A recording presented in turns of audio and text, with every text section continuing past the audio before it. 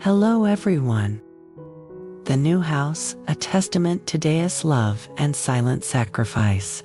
Every wall stands because of his quiet endurance. Every corner holds the warmth of his unspoken devotion.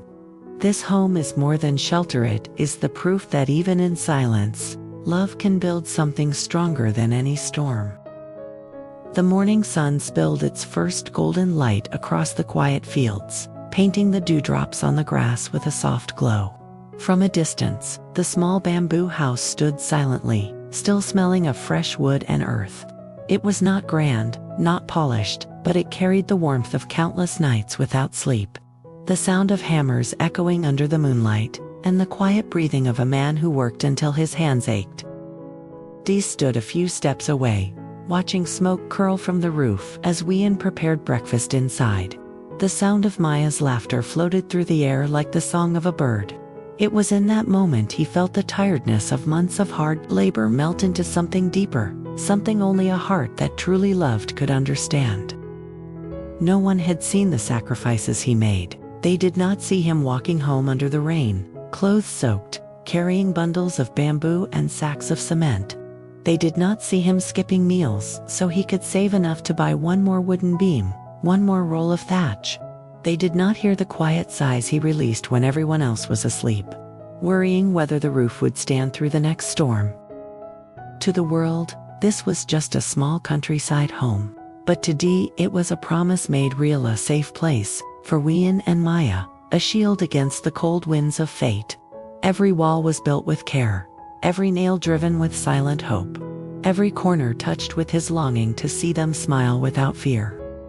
As Maya ran into his arms, her little hand still smelling of fresh rice from breakfast, Dee lifted her high into the air.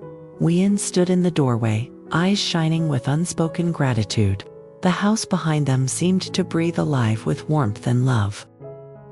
In the quiet of that morning, Dee did not speak of the nights he worked by moonlight, nor of the loneliness that often sat beside him like an old friend. His love was not loud, but it was steady, and it would last stronger than the bamboo walls, warmer than the fire inside. And so, the new house stood not as a mark of wealth or pride, but as a living testament to the kind of love that asks for nothing in return. That night, the little house glowed warmly under the pale moonlight.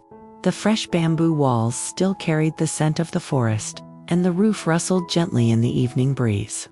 Inside, Maya was fast asleep, her small hand clutching the blanket, while Huyen sat quietly by the oil lamp, patching a shirt.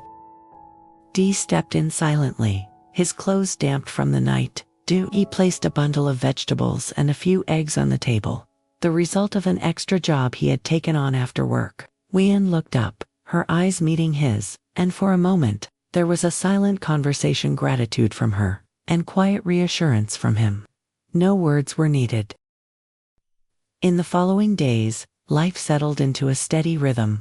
Dee woke before sunrise, chopping firewood or carrying water from the stream.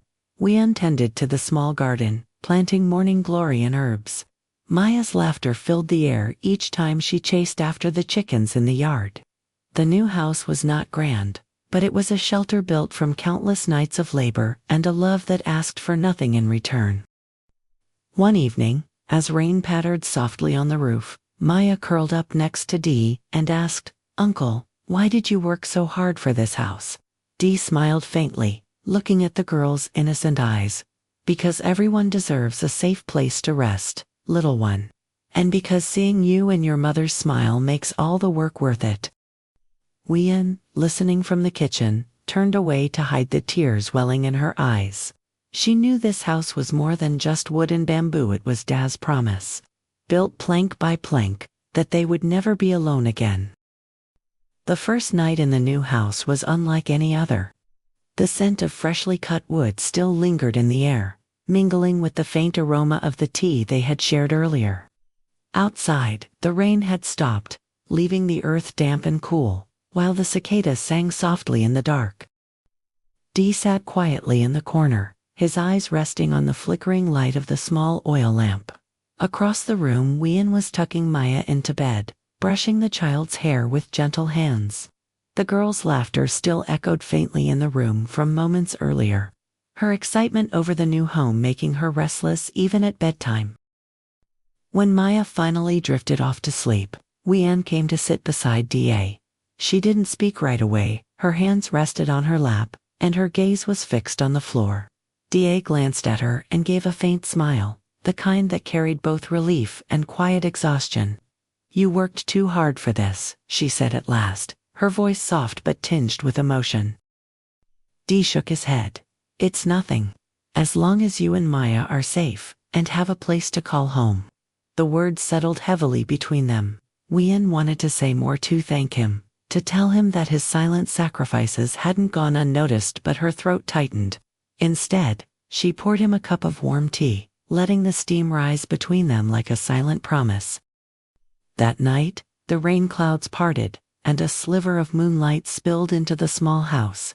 It touched the walls, the sleeping child, and the faces of the two adults sitting quietly side by side. There was no grand celebration, no words of love spoken aloud. But the room was full of something deeper: trust, gratitude, and an unspoken bond that no storm could break. In that moment, the house was more than just shelter.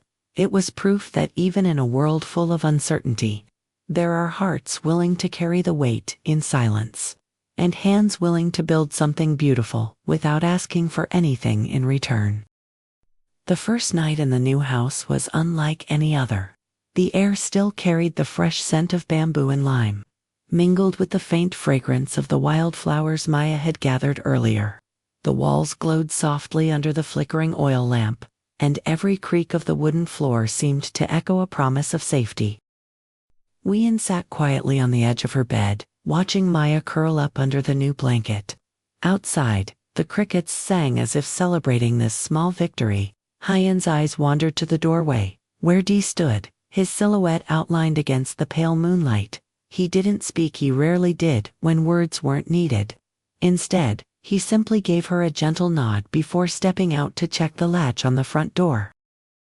Later, when Maya's breathing fell into the slow rhythm of deep sleep, Huyen found Dee in the small kitchen, sitting with his back to the wall, his hands wrapped around a chipped cup of tea. She sat across from him. For a long moment, neither said a word, letting the night fill the silence. Finally Huyen spoke, her voice low but firm. "You've given us more than a house, Dee. You've given us a place to belong." Dee looked down at his cup, a faint smile tugging at the corner of his lips. "I just wanted you and Maya to have something that lasts," he said quietly. "Even if I'm not here one day, this house will be." Huyen felt a warmth in her chest, not just from the tea, but from the weight of those words. She knew the road ahead wouldn't be easy. Life in the countryside meant early mornings, hard labor, and unpredictable seasons. But it also meant sunrises shared over steaming bowls of rice, laughter echoing through the bamboo walls, and the sound of Maya's footsteps running through the yard. That night, long after Day had gone to bed, Huyen stayed awake a little longer. She touched the smooth grain of the wooden table, the sturdy frame of the window, and the warm clay stove. Everything here spoke of Daya's silent sacrifices, of nights without sleep, of days spent working until his hands were raw, of dreams he had quietly set aside so theirs could survive. And as the first light of dawn began to break, painting the walls with gold, Huyen whispered a promise to herself. "This house will not only be a shelter from the wind and rain, it will be a place where love grows, where Maya learns to dream without fear, and where kindness will always be remembered. Because some houses are built with bricks and wood, but this one was built with love." The sun dipped low, casting a warm golden glow over the freshly built house. The scent of wet soil and fresh bamboo lingered in the air after a brief afternoon drizzle. Inside, the rooms were still bare, but every wall seemed to breathe with the quiet devotion that had shaped them. That evening, Dee sat on the front steps, watching Maya chase a butterfly across the yard. Her laughter rang through the air like a melody, and for a moment, the exhaustion in his bones faded. Huyen came out, carrying a pot of steaming soup. She placed it gently on the wooden table they had set outside. "You've worked too hard," she said softly, her voice touched with worry. Dee smiled faintly. It's nothing. As long as you and Maya have a home, it's worth everything. They ate together under the open sky. The house behind them stood like a quiet witness to the moment, a shelter born not from wealth, but from sacrifice.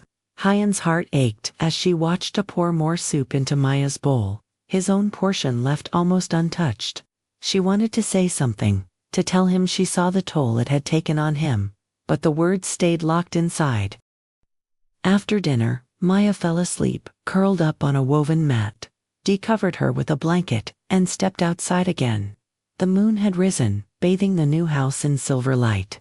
He ran a hand over the wooden frame of the doorway, feeling the rough edges beneath his calloused palms. It wasn't just a house. It was a promise, a silent vow that no matter how hard life became, they would never be without a place to belong. And though no one else might ever know the full weight of his sacrifice, Dee didn't need recognition. Seeing Huyen and Maya safe, seeing them smile was enough. In the still night air, he whispered to himself, "This is home." Tomorrow, there would be more work to do, repairs to finish, a small garden to plant, perhaps a swing for Maya boot tonight. Peace settled over the three of them like a warm blanket. The new house was not just built from wood and nails. It was built from love, patience, and the kind of quiet strength that asked for nothing in return. And in that humble corner of the countryside, that was worth more than gold. Life rarely unfolds according to our plans. The road is often uneven, scattered with storms that test our patience and strength. In moments of hardship, we may feel powerless, but there is one force that quietly holds everything together: kindness is not loud. It doesn't demand recognition. It is in the way someone saves you a seat at the market when your hands are full, or how a neighbor leaves a basket of vegetables at your door without a note. It is in the silent sacrifice of those who work through the night, not for their own comfort, but to build a safe space for others. In the story of Huyen and Maya, kindness was the bridge between despair and hope.